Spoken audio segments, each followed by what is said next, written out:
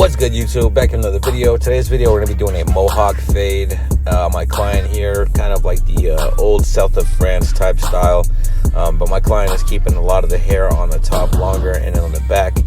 He's trying to grow it out, trying to get it to a length that he had at one point. We kind of chopped it down really short during this past summer, but we're getting that hair grown back out. So right now I'm just watering the hair, saturating it, making sure it's easy to maneuver. So right there where I pointed, that little area right there is what we're going to bald out. So we're going to make our initial guideline with our Andis Slimline Pro allies. And once we get this all cleared out right here, we're going to go ahead and make that completely bald with the Andis Pro Foil shaver.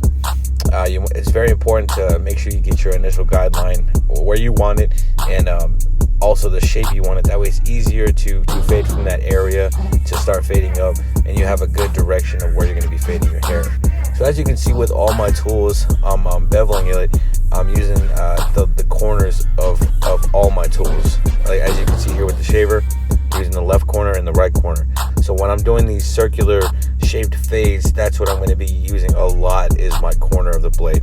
Now the reason why I'm using the corner of the blade for this is for the fact that it's a very tight area that I'm fading, and also the shape, the circular shape of the fade. So it's just easier to use those corners and get those lines knocked out, because if you use the whole blade flat, you're going to be fading too much of one area that you don't want to fade. So it's very important to use the corner of your blades in these tight little areas, and it's so small of an area to fade that it just gives you an area to detail. So that's what the purpose of using the corner of the blade is, so you don't cut too much. You know, you're just barely etching the line and just getting that panel faded out. So right now we have no guard, and we're just playing with the lever and just getting that hair all faded in that panel right there. So the next guard we're going to grab is going to be our wall number 1 guard, lever closed, and we're going to make another panel of hair to start fading out. Just like any fade that I do, it's going to be the same process and how we fade. We're going to grab the 1 guard, we're going to revert back to the half guard, lever play, go to the 1.5 guard, lever close, revert back to the 1 guard, lever play. So you're just working back and forth, and just getting that hair faded up with the previous guard with lever play, if that makes sense. So right now I have that, since we did a 1 guard, lever close, now I have the half guard on, and we're lever playing and getting that panel of hair faded up. When you follow this system, well, I mean, it doesn't have to be this system specifically, but when you follow a system in the shop, you will consistently put out haircuts that are continuously satisfying to the customer, because you're not changing up your style or your method. And a lot of times clients are looking for consistency. I don't know how many times I hear clients complain about the barber down the street, across town, so forth, that they changed something up, or they started doing this or that. Clients love consistency, and that's something that I've learned in just listening to my clients. So pay attention to what your clients are complaining about, or future clients, what they're complaining about in your chair, and just tweak your method, tweak your services to accommodate those complaints, and I guarantee that'll keep that person in your chair. So right now we have that number 2 guard, lever closed, and we're just clearing out a panel so we can fade up. We're going to switch it over. We're going to go ahead and put that 1.5 guard on, and we're going to start lever playing. As you can see, this blend is just coming out nice and blurry, and that's what we're chasing. That's what we're after. We're keeping it consistent. We're just using the corners of the blade. We're just making sure we get that round shape on this fade here. Like I said, we're doing the Mohawk South of France style fade. So right now I have that number 3 guard, lever closed, and we're just going to soften up this ridge area of the haircut. And once we soften this area up, I'm going to go ahead and go over it with some clipper over comb. So I'm just kind of clearing out a little bit of that bulk before we go clipper over comb. And once I finish doing this number 3 guard, you'll see me directionalize the hair to fall where it's going to go. And that way it's easier to do the clipper over comb. We're not taking off too much hair. We're taking off just enough of that overhang. So right here, you can see me doing that with the comb.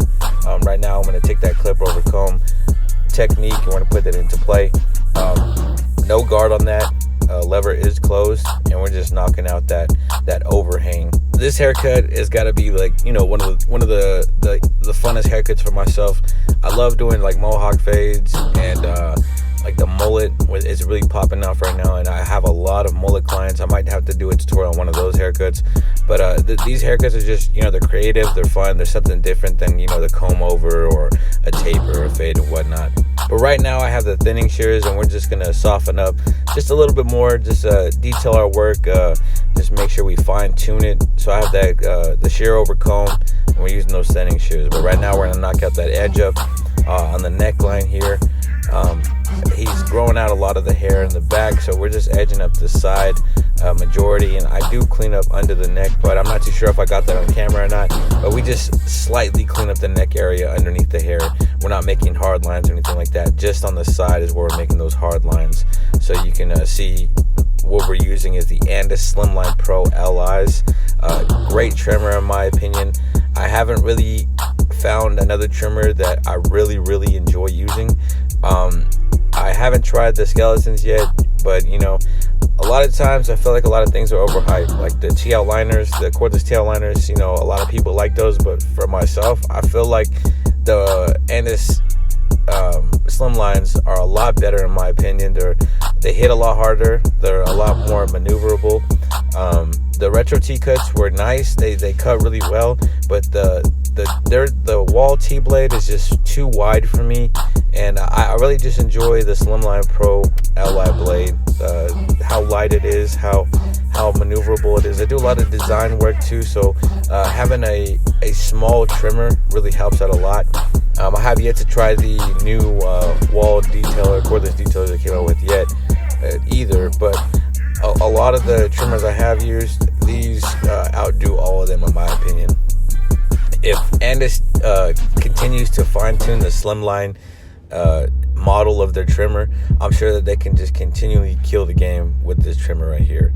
But right now we're just edging up those vertical bars, got the C-cup area all taken care of, and everything we did on the left side of the head we're going to do on this right side of the head now. We're just going to follow the same steps, same procedures. You see me using the corner of that edger, you see me using the corner of the shaver. We're just keeping it consistent, and we're just making sure that we have some symmetry on both sides of the head.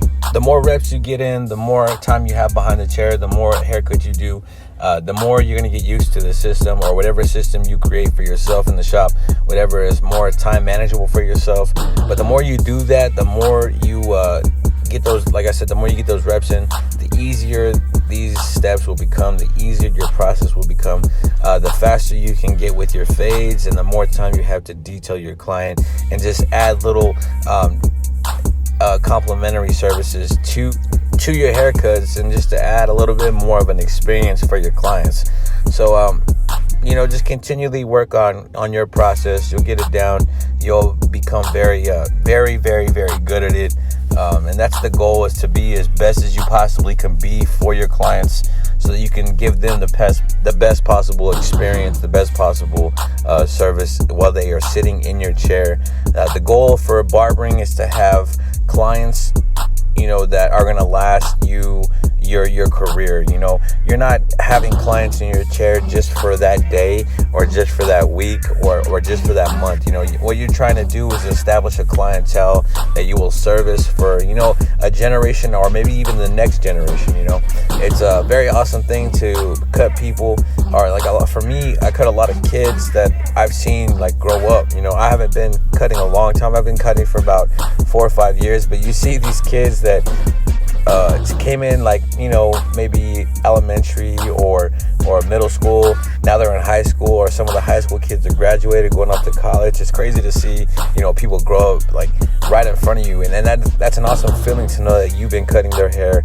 for that long, and that they trust you with something that is seen on a daily basis. They trust you with, you know, the haircut they get before that interview, or they trust you with the haircut they get before that, you know, that dance or that wedding, you know. And that's an awesome feeling to know that people trust you with something so monumental. You know, it may be seen as something that is not, you know, very important, but you know, our confidence is all by how we look. So you know, that's a cool thing to have people that trust you with that. And I'm very thankful for all my clients, you know, and their loyalty to continuously sit in my chair. So you know, that's something to strive for as a barber. Not just the money, not just, you know, the flexibility of the schedule, but we are building relationships in this career field. And then that's what it is, you know, and that's how you maintain a clientele, is by building relationships. So right here, we're edging up the client on the right side. We're going to keep it symmetrical to the other side. So like I said, you want to be able to maintain an asymmetrical haircut, meaning, you know, your left side is looking exactly like your right side. So that's what we're chasing after right here. But this haircut's basically finished it up, using the shaver right now just to clean up a little bit before I hit it with the razor. Right here, we're getting underneath the hair, getting those vertical bars edged up as well. We're not going to edge up underneath, like straight across. We're growing out the top, like I said. So we're going to dust off the client here. We're going to go ahead and get that razor shave, that razor edge up, just to make sure that everything is precise, making sure that everything is just super, super crispy. Right here, I'm being very careful around, as you can see, the tattoos on the face, the bad tattoos. I'm stretching out the skin, just trying to stay away from that area. That ink is very fresh, so I was kind of scared to cut around that area because I know tattoos be itching and hurt and whatnot. But we're just knocking it out using the 245 triple cartridge razor. This is the exposed. You could change out the how much of the blade is exposed with the different cartridges that the 245 razor comes with, using just regular derby blades that you can get from Sally's. Not the best blades in my opinion, but they are conveniently there when I need to go and just get a box. But right now I'm styling the hair using the 245 Victory Fiber. This is a very good product. It's not too stiff. It's got enough maneuverability, but it's strong enough to keep, you know, your hair all in order, all intact. So after I put all this and get it all worked into the hair, what I'm going to do is I'm just going to take a little pick and just start kind of breaking up the hair that's stuck together. Not so much styling it like very neat, you know, kind of keeping it just a little bit messy. Just make sure that all the hair is directed forward. So that's the final product of the haircut. This is a Mohawk Fade, South of France style fade. This is a very fun haircut. Always loved taking care of this client. But as you can see here, we got that blurry fade, and that's what we're chasing after. But I appreciate you for sticking through this video. I appreciate you for clicking on it. Like the video if you got anything informational out of it.